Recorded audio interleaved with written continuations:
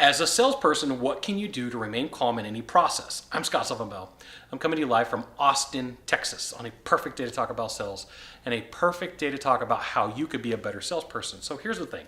When it comes down to it, people lose sales every single day because they lose their ability to stay calm.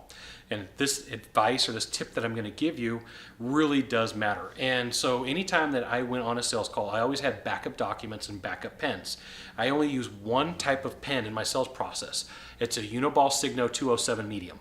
That's my favorite pen, blue ink.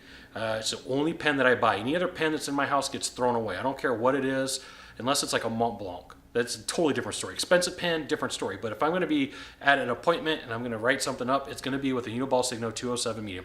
And chances are really good I've got 10 of them in my bag. And the reason is when buyers can find a reason to eject out of a sales call, they're going to do it. And some people are very superstitious. So what happens is I pull a pen out of my pocket and I write up the deal. It runs out of ink. Sometimes buyers will be like, oh, that's a sign from somewhere, sign from above that I shouldn't be doing business with this guy. So all of my pens were exactly the same. I'd put 3 or 4 of them on the table so the person would get used to seeing them.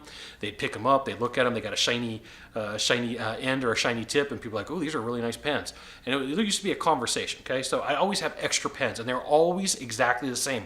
That way somebody couldn't tell one from another. If it failed, I would just grab it, throw it in my bag, and now there'd be a couple extra pens on the table, or I'd be able to have another one in the bag. So always have extra pens. Now the other thing is always have extra documents. I remember a couple years ago, I'm riding with a sales guy, and we're on the way to the sales call. The company's already paid me, and the guy looks at me, he's like, I don't have any contracts. I'm like, well, let's go back and get some. He goes, nah, I'll go back and I'll close the deal later. So we go to the call. He does his job roughly. It really wasn't a good sales call. Does his job. Guess what? The buyer wants what he has to offer, and he doesn't have the paperwork in his bag. So he's like, oh, let's set up an appointment for me to come back. You know, I wasn't expecting for you. Like, this guy's leaking all over and saying all sorts of, wasn't expecting you to buy today. You didn't have to buy today. So he makes a follow-up phone call the next day to set up an appointment. Didn't close the deal. So, you know, realistically what he should have done is set the appointment while he was at the call. But before that, he should have had extra paper, extra documents, extra pens. So whatever you have and whatever you need and whatever you're going through, whatever your sales process is, you got to have a backup. You got to have a backup. It's just absolutely important. You should have a backup. Backup pens, backup paper, backup documents, backup presentation, if that's what you got. And, you know, sometimes people are like, that's redundant. Like, yeah, that's the way it's supposed to be. For how much it costs to acquire a lead, you should have some backup. So you got one thing to do from here, just one thing.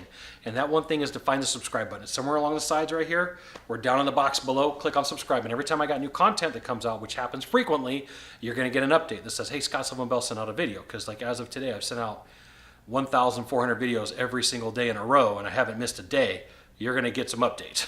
So find the subscribe button. It's somewhere down here. Click on subscribe.